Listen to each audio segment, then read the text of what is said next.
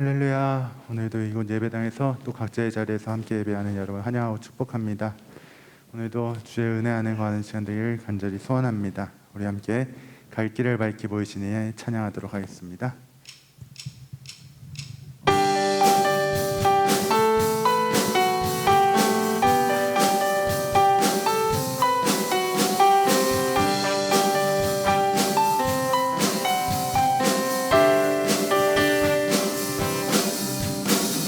갈 길을 밝히 보이시니 주 앞에 빨리 나갑시다.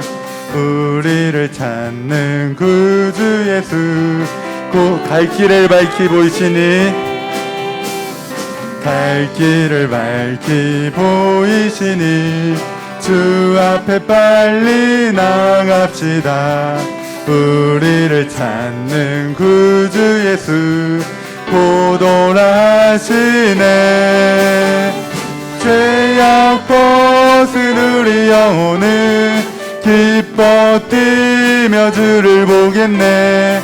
하늘에 계신 주 예수를 영원히 우리를 오라 하시는 말, 우리를 오라 하시는 말 기쁘게 듣고 순종하세. 구주를 믿기 지체 말고 속속히 나가세. 죄악 벗은 우리 영혼은 기뻐 뛰며 주를 보겠네. 하늘에 계신 주 예수를 영원히 섬기리. 오늘 여기 다 와서 주의 말씀 듣기도 하며 생각하니 참 진리시로다. 죄악 벗은 우리 영혼은 기뻐 뛰며 주를 보겠네. 하늘에 계신 주 예수를 우리를 오라 하시는 말, 우리를 오라 하시는 말 기쁘게 듣고 순종하세. 구주를 믿기 지체 말고 속속히 나가세. 죄악 벗은 우리 영혼을 기뻐 뛰며 주를 보겠네.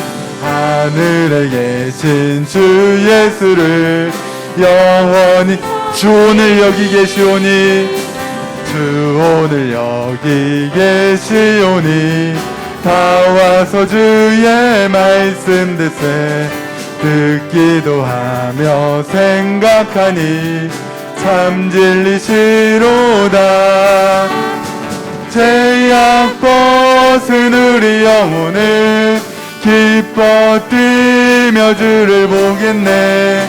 하늘에 계신 주 예수를 영원히 죄악 벗은 우리 영혼을 죄악 벗은 우리 영혼을 기뻐 뛰며 주를 보겠네. 하늘에 계신 주 예수를 우리 마지막으로 죄악 벗은 우리 영혼을 죄악 벗은 우리 영혼을 기뻐 뛰며 주를 보겠네. 하늘에 계신 주 예수를 영원히 섬기리.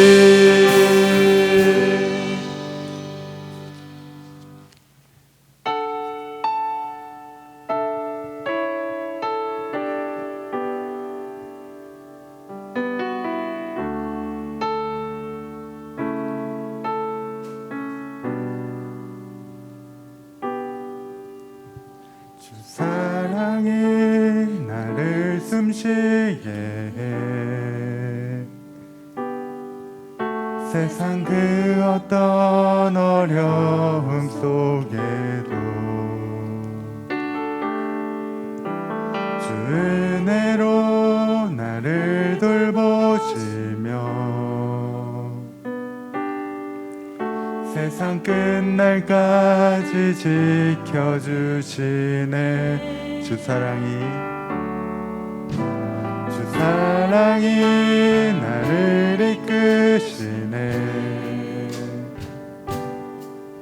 내가 갈 수 없는 그곳으로 주의 사랑 나를 붙드시며 세상 끝날까지 인도하시네. 주님만이 내 아픔 아시며 주님만이 내 맘 어루만지네. 어느 누구도 나를 향하지 주님의 사랑을 끊을 수 없네. 주님만이 내 능력이시며 주님만이 나의 구원이시네. 어느 누구도 나를 향하시 주님의 사랑을 주님만이 내 아픔 아시며 주님만이 내 아픔 아시며 주님만이 내 맘 어루만지네. 어느 누구도 나를 향하시 주님의 사랑을 끊을 수 없네. 주님만이 내 능력이시며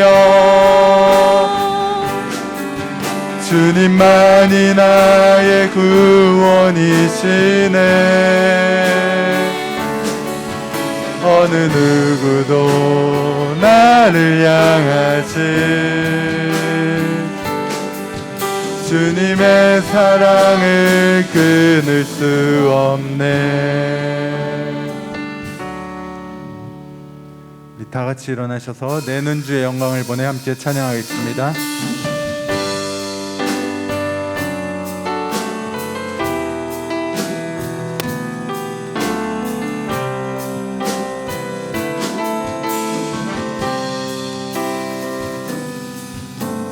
내는 주의 영광을 보내 우리 가운데 계신 주님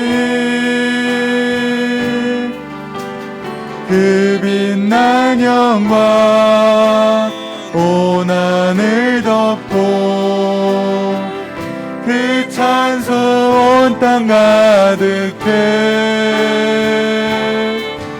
내는 주의 영광을 보내 찬송 가운데 서신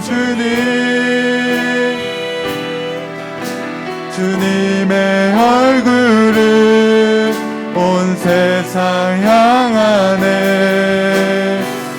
권능의 팔을 드셨네 주의 영광 이곳에 가득해 우린 선해 주님과 함께 찬양하며 우리는 전진하리 모든 열방 주 볼 때 모든 열방 주 볼 때까지 모든 열방 주 볼 때 모든 열방 주 볼 때까지 모든 열방 주 볼 때까지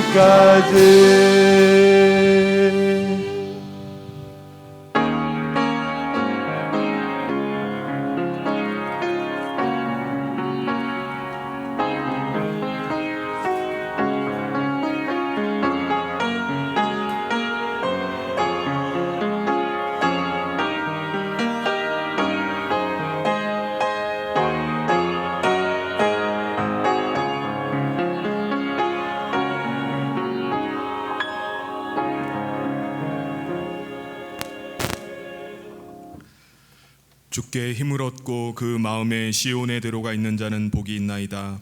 그들이 눈물 골짜기로 지나갈 때에 그곳에 많은 샘이 있을 것이며 이른 비가 복을 채워주나이다. 그들은 힘을 얻고 더 나아가 시온에서 하나님 앞에 각기 나타나리이다. 아멘. 사랑이 많으신 하나님 아버지, 오늘 주님의 날 주님 앞에 불러주셔서 우리가 하나님을 예배하게 하심을 감사합니다. 특별히 과거 72년 전 6.25 전쟁으로 인해 온 땅이 폐허가 된 가운데 하나님께서 지켜주시고 오늘까지 이 나라가 오게 하심을 감사합니다. 그 가운데 목숨 바쳐 이 나라를 지키려 했던 수많은 사람들의 희생과 헌신을 기억합니다. 오늘 우리 가운데 조국을 사랑하는 마음을 더하여 주시고 이 나라가 하나님이 함께 하시고 하나님의 도우심으로 계속해서 서나가는 나라가 될 수 있도록 깨어 기도하게 하여 주시고 우리 각자의 자리에서 사명 감당하는 저희들 되게 하여 주시옵소서. 이 시간 하나님의 보좌 앞에 섰습니다. 이 시간 영광의 진리로 영과 진리로 하나님을 예배하오니 이 예배를 하나님 기뻐 받아 주시옵소서. 하나님이 기뻐 받으시는 예배 되게 하여 주시옵소서. 예수님 이름으로 기도하옵나이다. 아멘. 사도신경으로 우리의 신앙을 하나님 앞에 고백하겠습니다.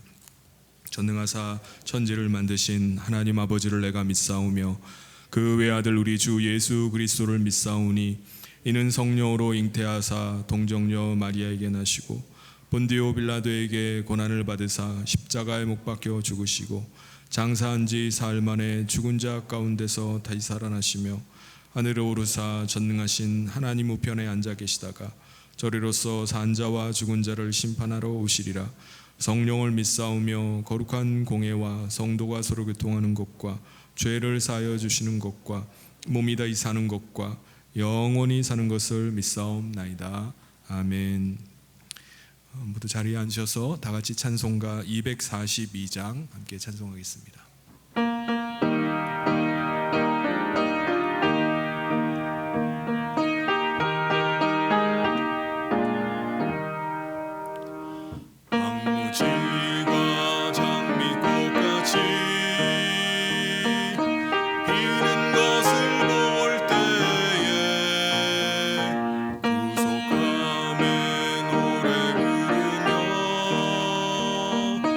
거룩한 길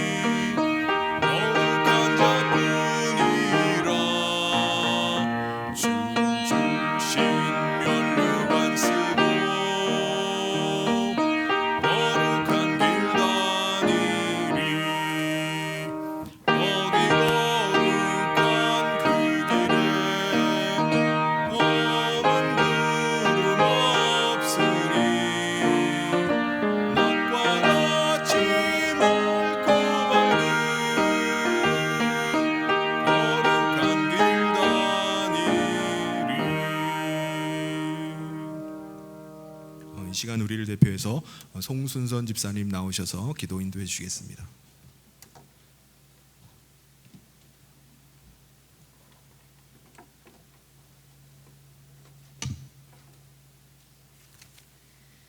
하나님 아버지 감사합니다. 항상 저희들을 사랑하시고 아껴주셔서 감사드립니다. 지금 이 자리에 나와 기도하신 모든 분들과 또한 온라인으로 같이 참석하여서 기도하시는 모든 분들에게 하나님의 사랑이 함께 하시길 바랍니다. 지금은 코로나의 끝자락에서 인플레이션의 우려로 인해 돈의 회수로 인해 금리가 오르는 매우 어려운 경제 환경 속에서도 우리 많은 성도들이 어려움을 겪고 있습니다. 하루가 멀다고 오르는 물가 때문에 내일을 걱정하고 있습니다. 하나님 아버지, 돌이켜보면 저희들에게 이런저런 이유로 걱정이 없는 때가 없습니다. 걱정한다고 해결될 일들은 아니지만 그렇다고 마냥 손 놓고 바라볼 수만은 없는 저희들에게 항상 하나님께 기도하고자 합니다. 하나님 아버지, 사랑하는 모든 이에게 힘을 주시고 항상 독수리 눈동자같이 지켜주셔서 환난에 빠지지 않고 어디를 가든지 하나님이 축복이 함께 하길 하여 주시옵소서. 하나님 아버지, 이런 어려운 가운데도 늘 하나님과 동행하길 힘쓰며 교회를 위해 봉사하는 모든 분들에게 하나님이 축복하셔서 늘 감사가 넘치게 하여 주시옵소서. 또한 우리 성현교회는 모두 함께 하여 주셔서 우리 모두 언제나 밝은 모습으로 힘차게 살아가는 저희들이 되게 하여 주시옵소서. 오늘도 우리를 위하여 말씀 전해주시는 목사님께 더 많은 축복 주셔서 우리들에게까지 흘려 넘치게 하여 주시옵소서. 모든 말씀 예수님 이름으로 기도드리옵나이다. 아멘.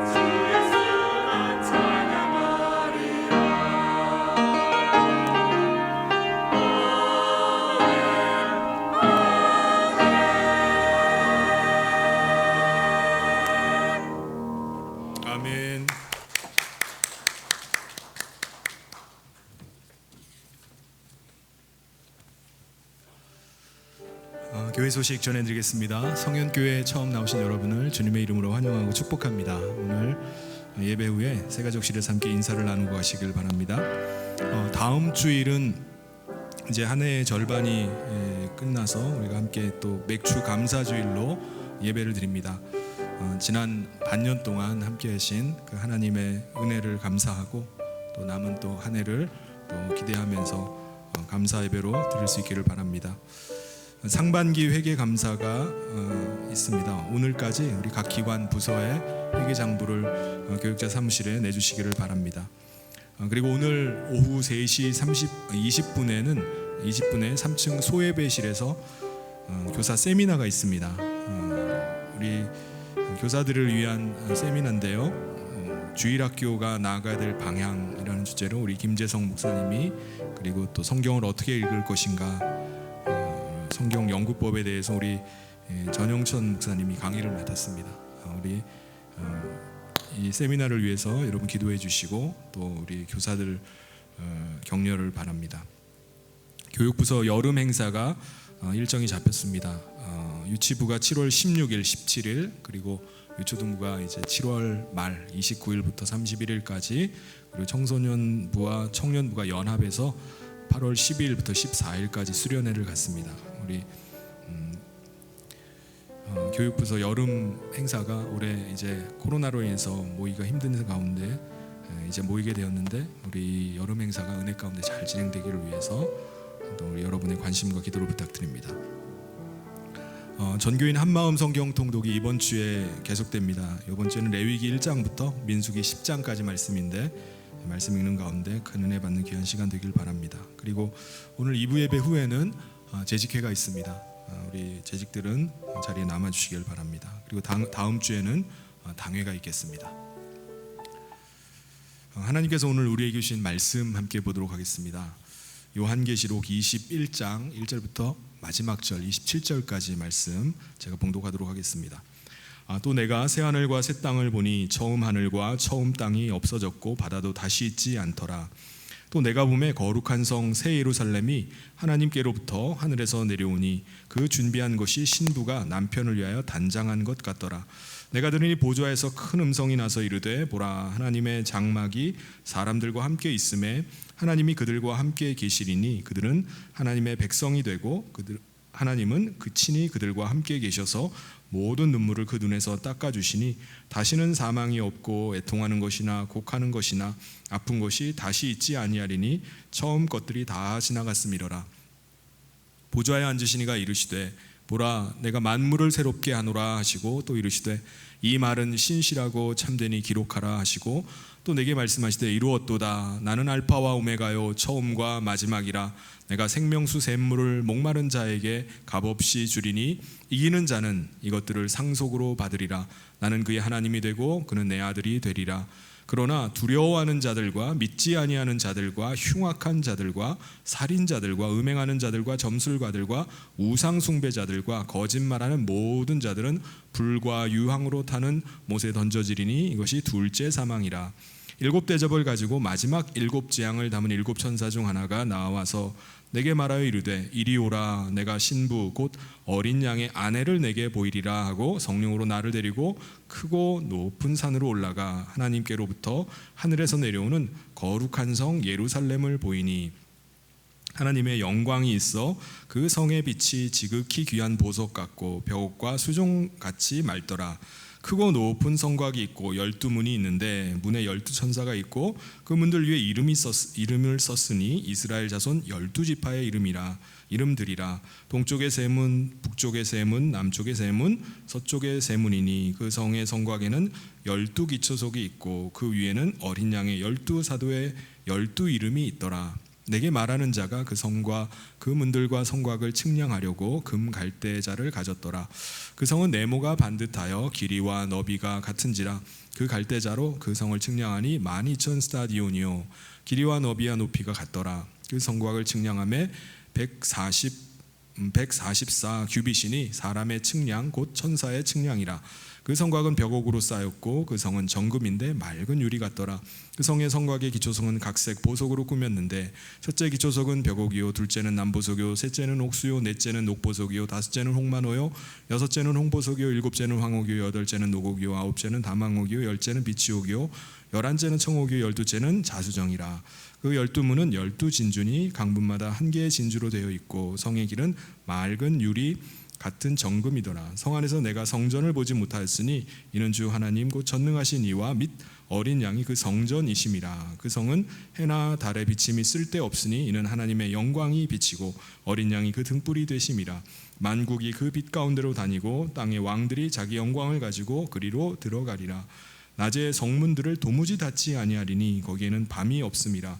사람들이 만국의 영광과 존귀를 가지고 그리로 들어가겠고 무엇이든지 속된 것이나 가증한 일 또는 거짓말하는 자는 결코 그리로 들어가지 못하되 오직 어린 양의 생명책에 기록된 자들만 들어가리라. 아멘. 여러분 코로나 기간 중에 주변에 아마 돌아가신 분들이 많이 있을 겁니다. 특별히 오미크론이 대거 확산이 되었던 지난 3, 4월에 통계를 보니까는 전년 동월에 비해서 사망자가 2배나 늘었다고 합니다. 그래서 우리 가운데도 아마 슬픔을 당하신 분들이 계실 것입니다. 사랑하는 사람을 갑작스럽게 떠나보낸다는 것은 정말 감당하기 힘든 큰 슬픔입니다. 오래전에 그 서울시에서 시립 납골 땅을 찾는 사람들에게 떠나간 그 고인들 먼저 떠나간 고인들에게 편지를 쓰는 행사를 한 적이 있었습니다.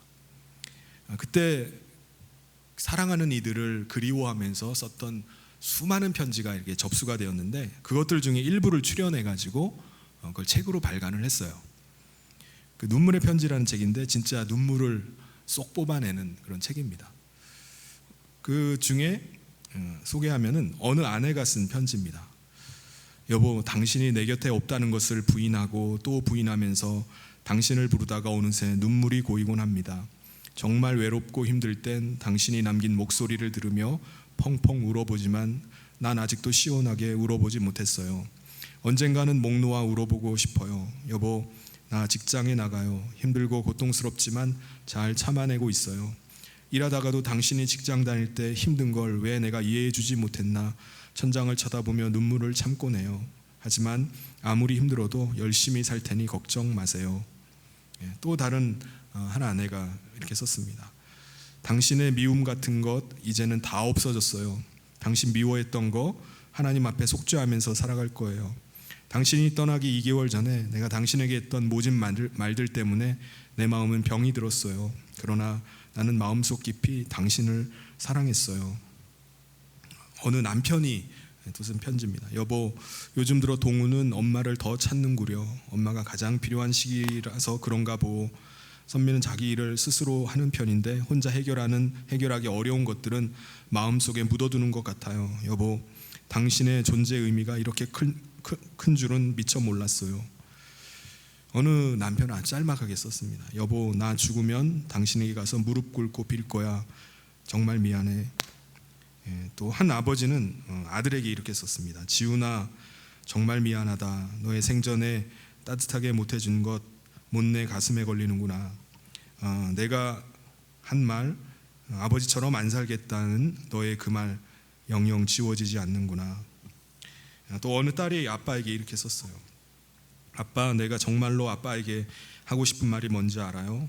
아빠를 정말 사랑한다는 말이에요. 그래서 더 미안해요.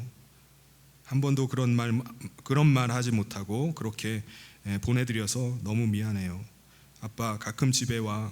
한 번만 딱 아빠 품에 안겨보고 싶어요. 여러분, 참 안타까운 게 뭐죠?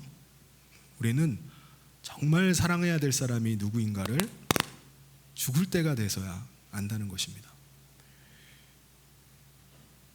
가장 중요한 일이 무엇인지를 우리는 죽을 때에 가서야 우리가 그거를 깨닫는다는 겁니다. 그게 정말 안타까운 일이죠. 그래서 죽음은 정말 슬픈 일이지만 믿는 우리에게는 위로와 소망이 되는 것이 있습니다. 그게 뭐죠? 바로 우리의 인생은 육체의 죽음으로 끝나는 것이 아니라 우리 가운데는 영생하는 생명이 있다는 사실입니다. 우리가 가게 될 곳은 납골 땅이 아니라 바로 하나님의 나라입니다. 그래서 우리가 다시 만날 날들을 소망하면서 위로를 얻고 소망을 갖게 됩니다. 오늘 말씀은 사도 요한이 보았던 우리가 장차 가게 될 그 하나님의 나라에 관한 말씀입니다. 새 하늘과 새 땅을 본 말씀이 바로 오늘 읽은 말씀이에요. 당시 초대교회 성도들은 믿음을 지킨다는 것은요, 정말 많은 불이익을 감수해야만 되는 일이었습니다. 손해볼 것을 각오를 해야만 했어요. 그리스도인으로 산다는 것, 이것은 내가 고난당하고 핍박당할 것을 각오하면서 사는 것이었습니다. 때로는 그 가운데 순교를 당하는 사람들도 있었습니다. 아니, 내가 이렇게까지 신앙생활을 해야 되나? 이게 무슨 신앙생활인가? 하고 회의가 들고 또 많은 사람들이 믿음에서 떠나가는 가운데 사도 요한은 우리가 장차 가게 될 하나님의 나라, 그 나라가 어떤 곳인지를 그가 환상을 통해서 보았던 것을 오늘 요한계시록의 이 편지를 통해서 우리에게 보여주고 있습니다. 당시 성도들에게 보여주고 우리가 그것을 보는 것입니다. 이게 바로 오늘 읽은 21장의 말씀입니다. 사도 요한은 우리가 가게 될 하나님의 나라를 보여주고 있지만 사실은 그 나라에 들어가게 되는 하나님 나라 백성이 누구인지, 누가 하나님의 나라에 들어가게 되는지를 좀 더 구체적으로 보여주고 있습니다. 이 말씀이 당시 이 편지를 읽는 성도들에게는 큰 위로와 소망이 되는 말씀이지만 또한 지금 오늘 우리에게도 큰 소망과 위로가 되는 말씀인 줄 믿습니다. 오늘 이 말씀을 통해서 우리가 하나님의 나라를 바라보고 또 이 땅 가운데서 거룩한 예수님의 신부로 준비되어서 살아가는 저와 모든 성도님 되시기를 주님의 이름으로 축원합니다. 사도 요한이 눈을 들어보니까 새 하늘과 새 땅이 눈앞에 펼쳐져 보입니다. 그리고 새 하늘과 새 땅이 나타날 때 처음 있던 하늘, 처음 있던 땅, 그리고 바다가 다 사라져 버린 거예요. 여러분, 새 하늘과 새 땅이 나타났다고 하는데 여기서 새롭다라는 것은 어떤 의미일까요? 방금 나타났기 때문에 새롭다는 의미가 아니라 질적으로 완전히 새로운, 완전히 변화된 하늘과 땅이라는 의미입니다. 그래서 새 하늘과 새 땅이에요. 3절에 말씀하고 있죠. 내가 만물을 새롭게 한다라고 이렇게 말씀합니다. 그러니까 하나님께서 처음 창조하셨던 타락한 세계는요, 완전히 심판을 받아서 불에 타 사라져 버리고 하나님께서 창조 목적이 완전히 성취된, 완성이 된 새 하늘과 새 땅이 나타난 겁니다. 여러분, 새 하늘과 새 땅의 특징이 뭐죠? 1절 말씀에 보면은 바다도 다시 있지 않다라고 말씀하는 겁니다. 바다가 없는 거예요. 여기서 바다는 어떤 곳이죠?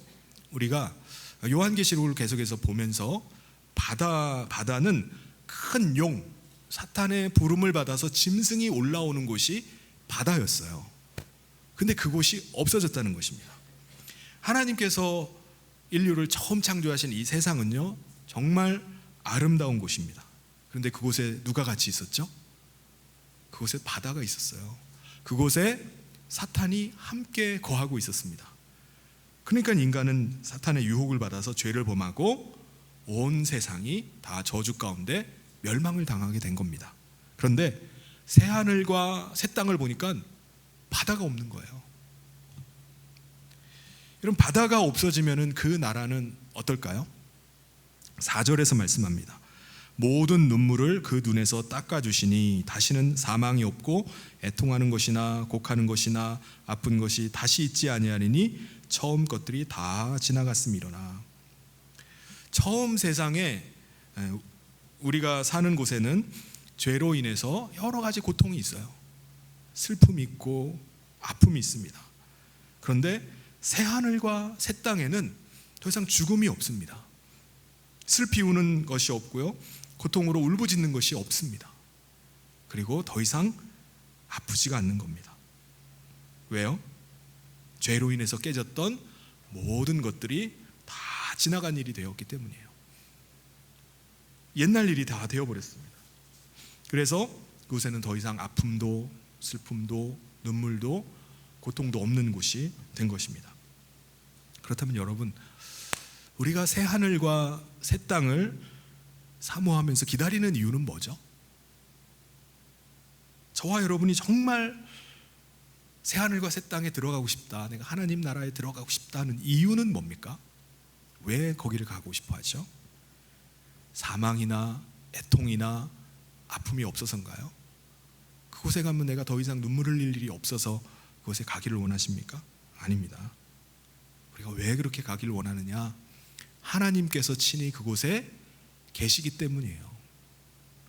3절 말씀에 내가 들으니 보좌에서 큰 음성이 나서 이르되 보라, 하나님의 장막이 사람들과 함께 있음에 하나님이 그들과 함께 계시리니 그들은 하나님의 백성이 되고 하나님은 친히 그들과 함께 계셔서. 여러분, 지금 이 땅에 살고 있는 우리는 누구와 함께 있는 거죠? 또 다른 보혜사이신 성령님과 우리는 이 땅에 함께하고 있습니다. 예수님께서 우리에게 또 다른 보혜사이신 성령님을 보내주셔서 우리는 그 나라, 새 하늘과 새 땅에 들어가는 그 날까지 성령님과 동행하면서 살아갑니다. 그렇다면 우리 가운데 임하셔서 함께하고 계시는 성령님은 우리 안에 거하시면서 무슨 일을 하시는 거죠? 성령님은요, 우리 가운데 예수님이 계속 생각나게 하시는 분이십니다. 어떻게 해요? 우리가 기도하거나 말씀을 읽거나 말씀을 들을 때 예수님의 음성을 계속 우리 가운데 들려주세요. 그러면 우리는 나는 지금 예수님을 만난 게 아닌데 마치 주님의 음성을 듣고 예수님을 만난 것 같이 느껴지는 거예요. 예수님이 지금 나와 함께하고 계신 것처럼 느껴지는 것입니다. 그 가운데 우리는 예수님을 더 사랑하게 되고, 그 가운데 우리의 사랑이 더 깊어지고 예수님을 더 사모하게 되고 예수님을 얼굴과 얼굴을 마주대하고 배울 날들을 기다리게 되는 것입니다. 제가 미국으로 유학을 갔을 때 처음엔 아이들, 그 아내와 아이들을 두고 저 혼자 들어갔었어요. 거의 한 1년 동안 혼자 있으면서 공부하고 학교에서 아르바이트 하느라고 아주 정신없이 지냈습니다. 그런데 시간이 지나가면서 가족에 대한 그리움들이 너무나 막 밀려오는 겁니다. 너무 막 보고 싶고 막 그리운 거예요. 그때 제게 정말 위안이 되었던 것이 있는데 그게 바로 전화통화였습니다. 전화로 목소리만 들어도 마치 아내가 옆에 있는 것 같이 느껴지고요, 외로움 위로가 되고 그리움이 달래졌습니다. 예수님과의 교제도 마찬가지입니다. 예수님은 하나님 나라 보좌 우편에 거하시기 때문에 우리가 예수님을 배울 수 없지만, 우리가 이 땅 가운데 있으면서 우리 배울 수 없는 예수님을 어떻게 계속해서 그리워하고 계속해서 사랑이 깊어지고 사모하게 될까요? 뵌 적도 없는데. 그 이유는 우리가 성령님을 통해서 예수님의 음성을 우리가 계속해서 듣고 있기 때문에 그렇습니다. 지금 우리 가운데 거하시진 않지만 성령님이 들려주시는 그 예수님의 음성을 통해서 우리가 주님을 더 깊이 알아가게 돼요. 주님과의 그 사랑이 점점 깊어져 갑니다. 우리가 성령으로 날마다 기도하기 때문에 우리가 주님에 대한 그리움은 점점 더 커져가고 주님과의 사랑은 더 깊어져 가는 겁니다. 여러분, 우리 그리스도인들이 하나님의 나라, 새하늘과 새 땅을 사모하는 이유가 무엇입니까? 그곳에 사망이 없고 눈물이 없고 슬픔이 없고 더 이상 아픔이 없어서인가요? 물론 그것 때문에 이 땅에서 너무 고통 가운데 있는 분들은 그것 때문에 내가 빨리 하나님 나라 가고 싶다라고 생각하는 분도 계실 거예요. 그런데 정말 우리가 새하늘과 새 땅을 사모하는 이유는 바로 그곳에 내가 정말 사랑하는 예수님이 계시기 때문에 그렇습니다. 나를 누구보다 사랑하시는 예수님이 계시기 때문에 그곳에 빨리 가고 싶은 거예요. 우리가 예수님의 편지와 같은 성경 말씀을 읽으면서 예수님이 나를 얼마나 사랑하시는지 그 사랑의 눈물을 흘리게 되고, 또 우리가 기도하는 가운데 이 땅에서 내가 지금 당하고 있는 그 어려움들, 내가 인내하면서 버티고 있는 그 상황들, 그런 것들을 주님 앞에 토로하게 돼요. 우리가 기도하면서 예수님에 대한 그리움들을 우리가 고백하게 됩니다. 그리고 내가 지금 품고 기도하고 있는 내 마음의 소원들을 예수님 앞에 고백하기도 합니다. 우리가 그렇게 사모하고 그렇게 사랑하고 기다리고는 예수님을 여러분 하나님 나라에서 우리가 만나게 되는 거예요. 여러분 그 예수님을 우리가 새 하늘과 그 새 땅 가운데서 만나게 되면은 기쁘지 않을 사람이 어디 있겠습니까? 예수님을 얼굴과 얼굴을 마주 대하고 우리가 뵙게 되는데 감격스럽지 않을 사람이 어디 있겠어요? 목소리만 듣고 내가 그렇게 사모하고 그리워하고 기다렸던 그 만남의 순간을 기다렸는데 직접 만나게 됐어요. 그것이 어떻게 기쁘지 않겠습니까? 예수님은 우리를 품에 안아주시고 우리의 눈에서 흐르는 그 눈물을 닦아주신다고 말씀하십니다. 이것이 우리가 새하늘과 새 땅을 사모하는 이유입니다. 우리가 하나님의 나라에 들어가기를 바라고 소원하는 이유가 바로 거기에 있습니다. 그런데 사랑하는 성도 여러분, 아직 우리는 어디에 있죠? 이 땅 가운데 살아가고 있어요. 예수님을 우리가 배울 날이 언제인지 우리는 알지를 못합니다. 얼마나 더 많은 시간을 기다려야 될지 우리는 몰라요. 그때까지 우리는 어떻게 해야 되죠? 예수님은 이기는 자가 되라고 말씀합니다. 이기는 자. 6절 7절에 보면 또 내게 말씀하시되 이루었도다. 나는 알파와 오메가요 처음과 마지막이라. 내가 생명수 샘물을 목마른 자에게 값없이 주리니 이기는 자는 이것들을 상속으로 받으리라. 나는 그의 하나님이 되고 그는 내 아들이 되리라. 이겨야 된다는 거예요. 이겨야지 그 하나님 나라의 상속자가 될 수 있다고 말씀합니다. 그렇다면 어떻게 이기는 거죠? 어떻게 해야지 이길 수 있습니까? 예수님께서 말씀하시는 이기는 자의 특징은 뭡니까? 예수님께서 주시는 생명수 샘물을 마시는 자예요. 그 사람이 이기는 자라는 겁니다. 여러분, 우리가 이 땅에 사는 동안에 여러 가지 갈증을 많이 느껴요. 우리 안에 갈급함들이 많이 있습니다. 그런데 예수님께서 우리에게 요구하시는 것은 뭐죠? 다른 것으로 그 타는 목마름을 해결하지 말라는 거예요. 다른 것으로 우리의 갈증을 채우지 말라는 것입니다. 오직 예수님이 주시는 생명수 샘물로 해결하라는 거예요. 그 사람이 이기는 자라는 것입니다. 여러분, 난파된 배에서 구조된 사람들의 이야기를 들어보면 가장 힘들었던 것은 배고픔이 아니라는 거예요. 목마름이라는 겁니다. 목마름. 아니, 주변에 보면 언뜻 듣기엔 이해가 안 가요. 사방에 다 물인데 왜 목마르지? 근데 사방에 물이 있더라도 마셔서는 안 되는 물이 있습니다.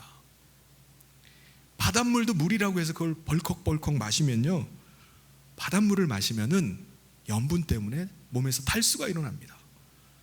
그래서 마시면은 마실수록 더 갈증이 나요. 수분이 다 빠져나가 버립니다. 그래서 결국 어떻게 되죠? 죽는 겁니다. 이 세상은 우리의 목마름을 채워줄 만한 것들로 가득 차 있어요. 나의 갈급함을 다른 것으로 채우고자 그렇게 합니다. 그런데 예수님은 뭐라고 말씀하시죠? 내가 주는 물만이 생명수 샘물이라는 거예요. 내가 주는 물을 마셔야 된다고 말씀합니다. 여러분, 이기는 자는 어떤 자죠? 싸움 잘하는 자가 아닙니다. 이기는 자는 높은 지위에 오른 자가 아니에요. 이기는 자는 어떤 큰 성취를 하거나 성공을 이룬 자가 아닙니다. 이기는 자는 거짓 물이 넘쳐나는 이 세상 가운데 오직 주님이 주시는 생명수의 샘물을 마시는 사람, 그 사람이 바로 이기는 자입니다. 타는 목마름 가운데 아무 물이나 막 들이키지 않는 사람이 이기는 사람이에요. 여러분, 생명수 샘물을 마신다는 것은 어떤 의미일까요? 예수님의 말씀을 듣는 겁니다. 그게 생명수 샘물을 마시는 거예요. 우리 안에 또 다른 보혜사 성령님께서 거하시면서 우리 안에 예수님의 말씀을 계속 생각나게 해주세요. 예수님의 음성을 계속 듣게 해주십니다. 우리 안에 생명수 샘물이 날마다 솟구쳐 나오게 해주세요. 그 주님의 음성을 듣고 그 생명수 샘물을 마시라는 거예요. 그런데 그 생명수 샘물을 안 마시고 이 세상에 아무 물이나 들이키는 사람들이 있어요. 다른 것들로 내 갈급함을 채우는 사람들이 있습니다. 그 사람들은 어떤 사람들이죠? 사탄의 권세 아래 사로잡혀서 세상의 풍조를 따라가는 사람들입니다. 세상의 가치를 따라가는 사람들이에요. 그들은 어떻게 됩니까? 8절 말씀에 그러나 두려워하는 자들과 믿지 아니하는 자들과 흉악한 자들과 살인자들과 음행하는 자들과 점술가들과 우상 숭배자들과 거짓말하는 모든 자들은 불과 유황으로 타는 못에 던져지리니 이것이 둘째 사망이라. 그 사람들이 갈 곳은 새 하늘과 새 땅이 아닙니다. 불과 유황으로 타는 못이에요. 예수님은 이걸 둘째 사망이라고 말씀합니다. 두 번째 죽음이다라고 말씀하세요. 여러분, 이 세상에서 세상 풍조를 따라가고 세상의 가치를 따라간 사람들은 세상 사람들이 봤을 때는 야, 저 사람 진짜 갈급한 거 하나도 없겠네, 갈급함 다 채웠네 라고 생각합니다. 그래서 그걸 부러워해요. 나도 저랬으면 좋겠다. 그런데 그들은 어떻게 된다고요? 두 번 죽음을 맞이하게 된다는 거예요. 그들이 처음 죽는 것은요, 그들이 육체가 죽을 때입니다.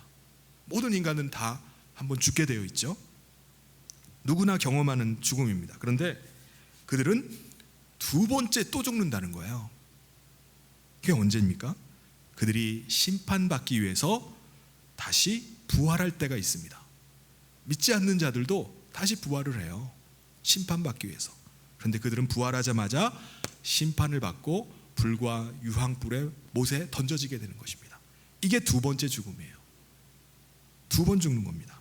그런데 예수 그리스도를 믿는 사람들은 한 번만 죽음을 맛보면 됩니다. 한 번만 죽는 거예요.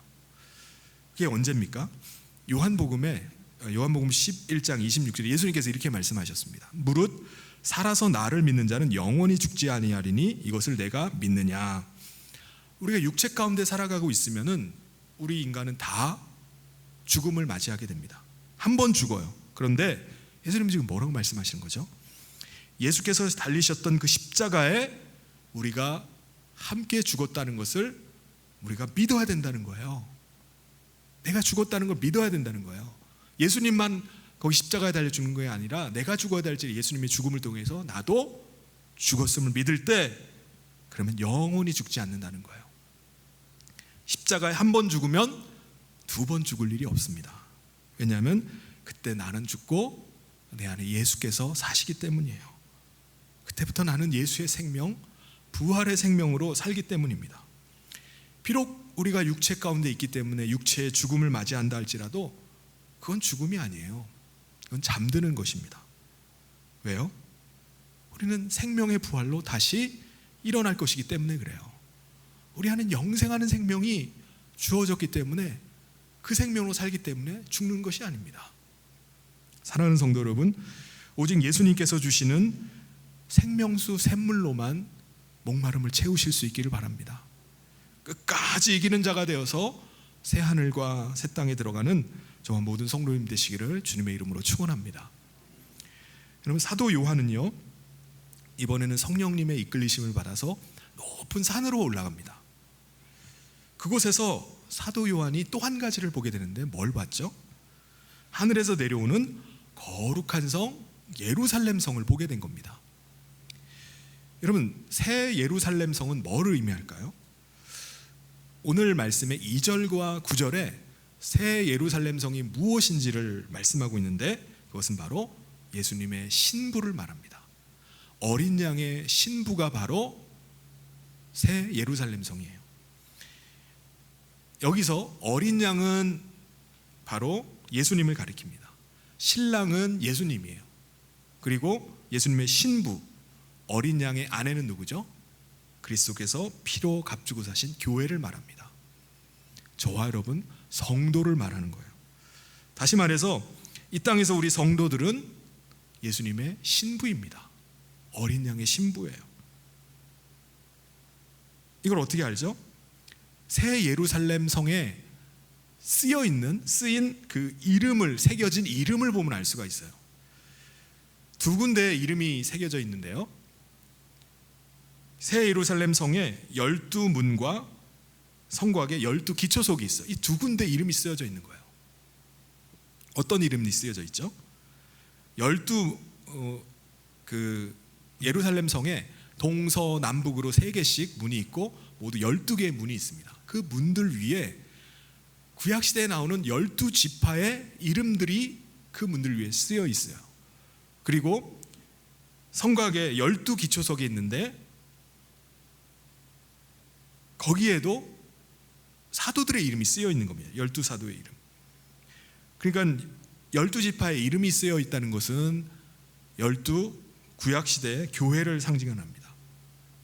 그리고 그 12문이 활짝 열려 있는 거예요. 그래서 모든 민족과 열방이 그 길로 다 들어올 수 있도록 열려 있다고 말씀합니다. 그리고 12기초석에는 12사도의 이름이 새겨졌는데 이것은 신약교회를 의미합니다. 그러니까 새 예루살렘 성은요, 구약교회와 신약교회가 함께 예수님의 거룩한 신부가 되어서 어우러져 있다는 것을 우리 가운데 보여주는 겁니다. 사도 요한이 봤던 새 예루살렘 성의 모습은 어떻습니까? 성을 보니까 성곽이 벽옥으로 이렇게 쌓여 있다고 말씀합니다.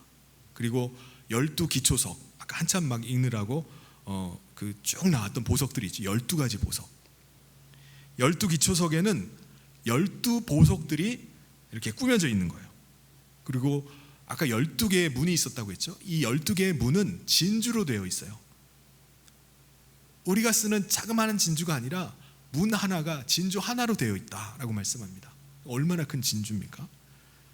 커다란 진주로 된 문이 12개가 있고요. 또 성에 있는 길들, 이런 것들은 뭐로 포장되어 있다고 하죠? 맑은 유리 같은 정금으로 포장되어 있다고 말씀합니다. 한마디로 보석으로 둘러싸여 있고 보석으로 만들어진 성이 바로 예루살렘 성인 겁니다. 그러면 이건 뭘 의미할까요? 새 예루살렘 성의 의미가 이 세상에 있는 어떤 왕궁이나 어떤 것과도 비교할 수 없는 너무나 아름답고 너무나 찬란하고 너무나 영광스러운 곳이 새 예루살렘 성이라는 것을 우리에게 말씀해 주고 있는 겁니다. 보석과 같이 너무나 빛나는 아름다움을 가지고 있는 곳, 그것이 바로 새 예루살렘 성이라는 거예요. 근데 현실은 어떻죠?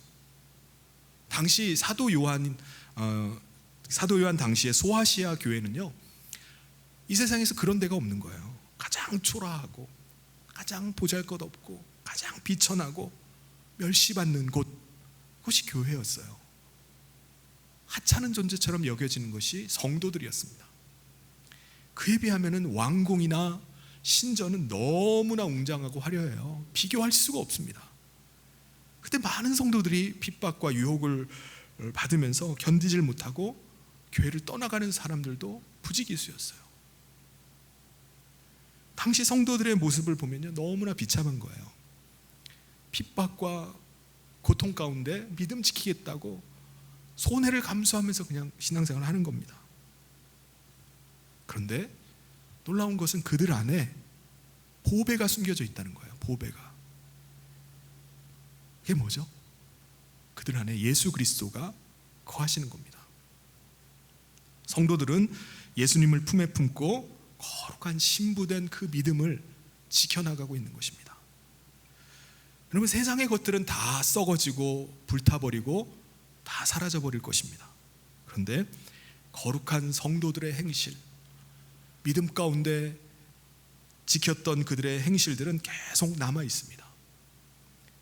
요한계시록 19장 8절에 우리가 지지난 시간에 함께 봤던 말씀에 그에게 빛나고 깨끗한 세마포 옷을 입도록 허락하셨으니 이 세마포 옷은 성도들의 옳은 행실이로다 하더라. 성도들의 옳은 행실이 바로 새하늘과 새 땅에는 정말 비교할 수 없는 아름답고 화려하고 영광스러운 보석이 될 것입니다. 그걸 말씀하고 있어요. 그럼 오늘 우리가 살아가는 이 세상은요, 포장을 굉장히 중요하게 여깁니다. 그래서 포장에 굉장히 신경을 많이 써요. 그냥 선물을 주더라도 그냥 주는 것과 포장을 잘해서 주는 건 완전히 다르죠. 우리 사람은 어떨까요? 우리 사람도 포장지가 중요해요. 포장지가 뭐죠? 외모, 얼굴, 얼마나 예쁜지, 얼마나 잘생겼는지, 키는 얼마나 큰지, 몸매는 어떤지, 그런 거를 중요하게 여깁니다.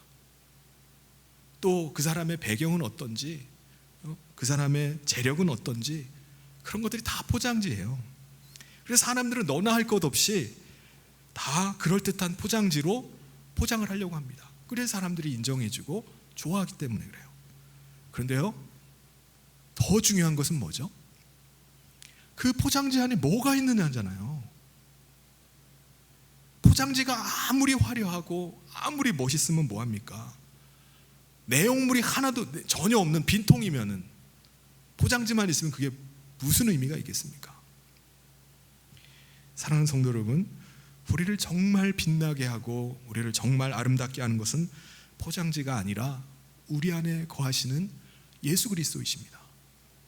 신랑 되시는 예수 그리스도를 그 마음 가운데 품고 주님의 신부로 아름답게 갖고 나가는 거예요. 그게 더 귀한 믿음입니다. 그것이 바로 우리가 장차 가게 될 새 하늘과 새 땅에서 우리를 아름답게 빛나게 하는 보석이 되는 것입니다. 그러면 새 예루살렘 성의 크기는 얼마나 클까요? 천사가 금갈대자로 측량을 한번 해봤습니다. 얼마나 큰지. 그랬더니 길이와 너비와 높이가 똑같은 거예요. 이제 똑같은 12,000 스타디온이 나옵니다. 이걸 킬로미터로 측량하면요, 환산을 하면은 2,200km나 돼요. 어마어마하게 크잖아요. 길이와 너비와 높이가 어마어마하게 크다는 것은요, 구약 시대와 신약 시대를 망라해서 모든 구원받은 하나님의 백성이 거하기에 전혀 손색이 없는 커다란 성이라는 의미입니다. 근데 이상한 것이 있어요. 이상한 거 뭐죠? 사도 요한이 예루살렘 성을 쭉 살펴보는데 예루살렘 성 안에 성전이 있어야 되는데 성전이 없는 거예요. 이상하다. 왜 여기 새 예루살렘 성에는 성전이 없을까? 아무리 봐도 없는 겁니다. 이거 어떻게 된 일이지? 없을 수밖에 없습니다. 왜 없을까요? 예수님의 신부인 새 예루살렘 성을 예수님께서 성전 삼으셔서 그와 함께하고 있기 때문에 그렇습니다. 하나님께서 그 안에 함께하고 있기 때문에 성전이 필요 없는 거예요. 그것이 성전이기 때문에, 새 예루살렘 성이 성전이기 때문에 그래요. 22절에 성 안에서 내가 성전을 보지 못하였으니 이는 주 하나님 곧 전능하신 이와 및 어린 양이 그 성전이심이라 라고 말씀합니다. 그리고 또 이상한 게 있어. 이번에 또 뭐가 이상하죠? 새 예루살렘 성에 보니까 새 하늘과 새 땅에 태양이나 달이 없는 겁니다. 해와 달이 없어요. 이거 왜 그러죠? 오늘 우리는 어둠의 세상 가운데 살아갑니다. 이 어둠의 세상의 주관자가 누구죠? 사탄이에요. 사탄은 이 어둠의 세상 권세자로 빛이 없는 자들을, 그들을 사로잡아서 그들 죄 가운데 꽁꽁 묶어가지고 끌고 다닙니다. 자기가 원하는 대로 끌고 다녀요. 그들 앞에서 주인 노릇을 하며 살아갑니다. 세상 사람들은 모르죠. 자신이 억압되어 있고 어둠의 권세하에 속해 있는지를 몰라요. 그 어둠 가운데서 두려워하면서 그 가운데 신음하면서 살아갑니다. 그런데 이 어둠의 세상 가운데 예수님은 어떻게 오셨죠? 빛으로 오셨습니다. 빛. 이 세상이 어둠이기 때문에 예수님은 빛 가운데 빛으로 오셨습니다. 그러므로 빛 대신 예수님을 영접한 사람들은 어떻게 되죠? 빛 가운데 거하는 거예요. 우리 안에 빛이 임하게 됩니다. 어둠 가운데서 죄악을 행하면서 아무도 보지 못하겠지라고 생각하고 그냥 어둠에 속해서 사는 것이 아니라 예수님의 신부인 새 예루살렘 성은 예수님의 빛 가운데 거하는 겁니다. 밝은 빛 가운데. 그러니까 낮에 속한 자로 단정하게 살아가요. 밤에는 아무도 안 보기 때문에 뭐 아무렇게나 입는다 할지라도 낮에는, 외출할 때는 갖춰 입잖아요. 와 마찬가지로 우리는 낮에 속한 자입니다. 그래서 단정하게 살아가는 거예요. 그러므로 예수님을 모시고 살아가는 신부인 새 예루살렘 성은요, 예수님의 빛 가운데 거하고 있기 때문에 해와 달이 필요가 없는 겁니다. 그리고 그곳에는 밤이 없어서 성문을 아예 닫지를 않는다고 말해요. 왜 그렇죠? 그곳에 비치신 하나님의 영광이 영원토록 함께하고 있기 때문에 어둠이 없는 겁니다. 밤이 없는 거예요. 그래서 새 예루살렘 성으로 들어오는 사람들이 있습니다. 어떤 사람들이 그 새 예루살렘 성으로 들어옵니까? 24절에 보면 만국이 그 빛 가운데로 다니고 땅의 왕들이 자기 영광을 가지고 그리로 들어가리라. 그들이 다 하나같이 가지고 있는 게 뭐죠? 빛이에요. 빛. 자기 빛이 아닙니다. 주님의 영광의 빛.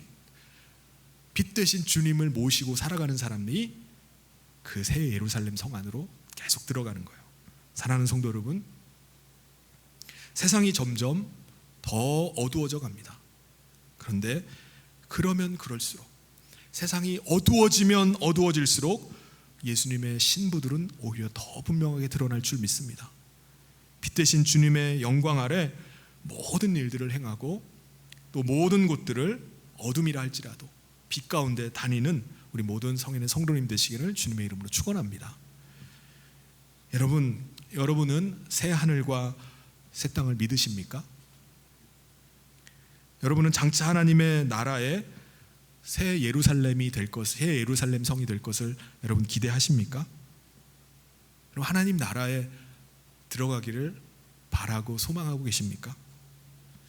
그렇다면은 이것을 믿고 바라고 기다리는 사람과, 기다리며 사는 사람과 전혀 인식하지 않고 바라지도 않고 꿈도 전혀 안 꾸는 그런 사람들과 이 땅에서 사는 삶이 어떤 차이가 있을까요?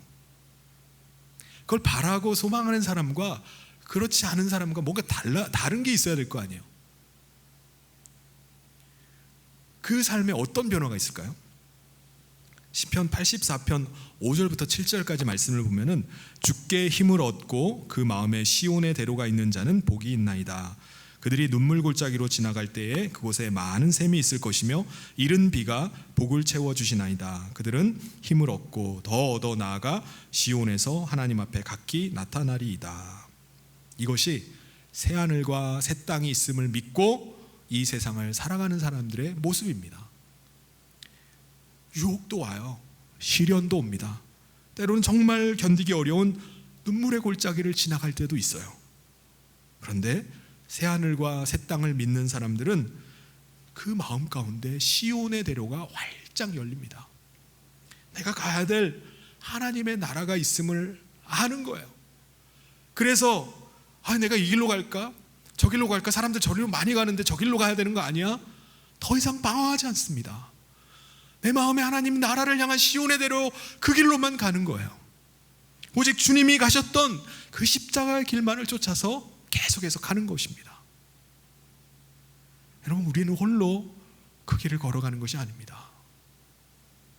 또 다른 보혜사이신 성령님이 함께 하시면서 예수님의 음성을 들으면서 계속해서 가는 것입니다. 우리는 예수님의 음성을 들으면서 새로운 힘을 얻어요.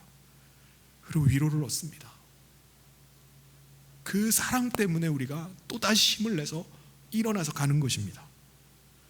사랑하는 성도 여러분, 새하늘과 새 땅은요, 먼 미래에 갈 나라가 아닙니다. 장차 먼 훗날, 언제인지 모르는 그날에 가는 나라가 아니에요.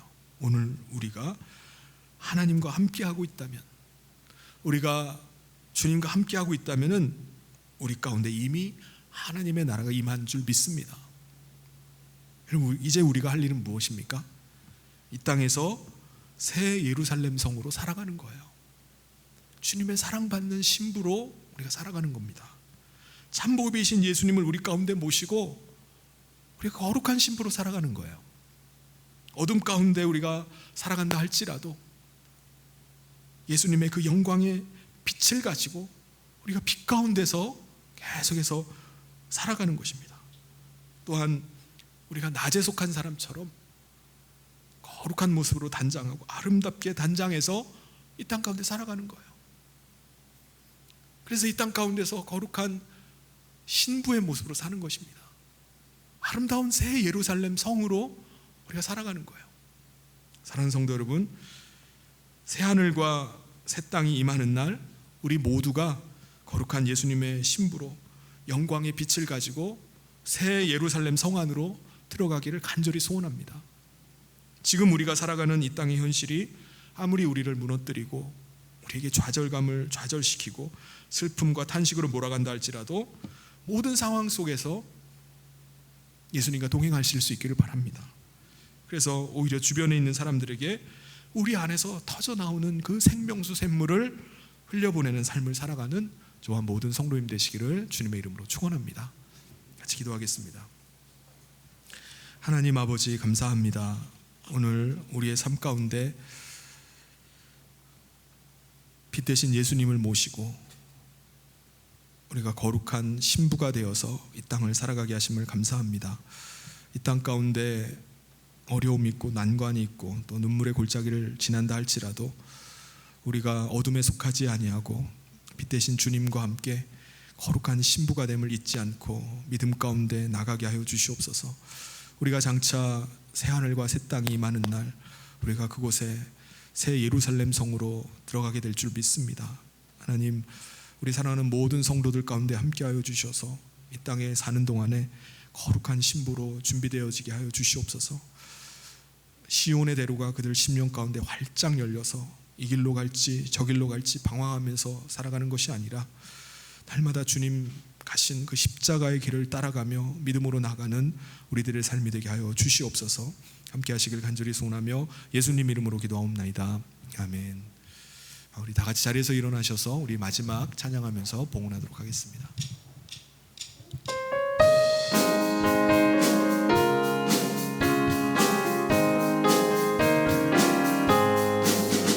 주가 맡긴 모든 역사 힘을 다해 마치고 밝고 밝은 그 아침을 맞을 때 요단강을 건너가서 주의 손을 붙잡고 기쁨으로 주의 얼굴 배우리.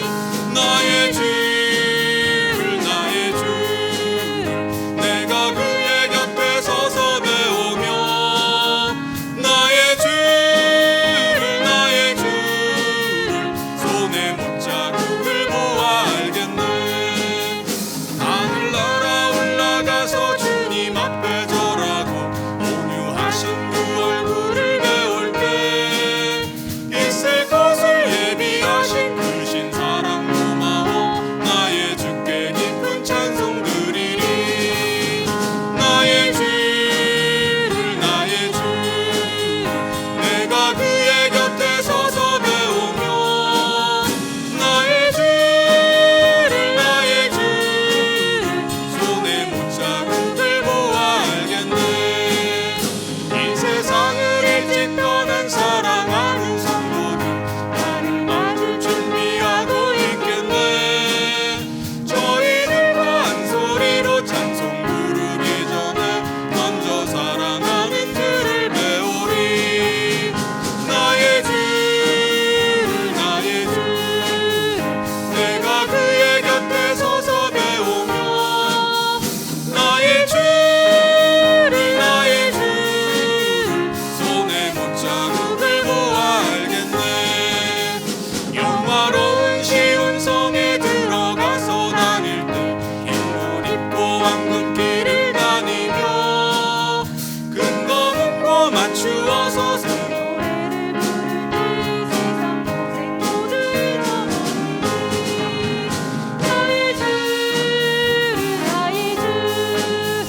내가 그의 곁에 서서 배우며 나의 주를 손에 못자국을 보아 알겠네. 드린 예물 위해 함께 기도하겠습니다. 하나님 아버지, 우리를 십자가의 사랑으로 구속하여 주시고 예수님의 거룩한 신부로 삼아 주심을 감사합니다. 날마다 우리 안에서 터져나오는 생명수 샘물을 마시며 영광의 빛 가운데 걸어가게 하심을 감사합니다. 그 은혜와 기쁨 가지고 감사함으로 하나님 앞에 예배하며 우리 성도들의 귀한 예물을 하나님 앞에 올려드립니다. 10의 1을 구별하여 드리고 감사 예물로 또 땅끝 선교와 전도를 위해서 또 주님의 전을 위해서 드리는 모든 구별된 예물 가운데 축복하여 주시옵소서.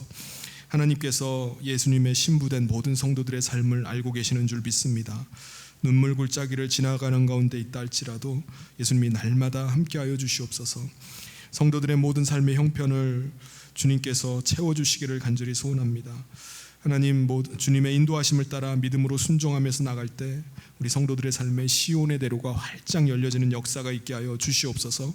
주님이 힘이시오 주님이 능력이심을 그 삶에서 날마다 고백되어지게 하여 주시옵소서. 함께 하시길 간절히 소원하며 예수님 이름으로 기도하옵나이다. 아멘. 지금은 우리 주 예수 그리스도의 은혜와 하나님 아버지의 사랑하심과 성령님의 감동교통 위로 축복하심이 거룩한 예수님의 신부로 이 땅 가운데 믿음 지키며 하나님 나라를 소망하며 살아가기로 다짐하며 나가는 사랑하는 모든 성도들 위해 지금부터 영원토록 함께 있을지어다. 아멘.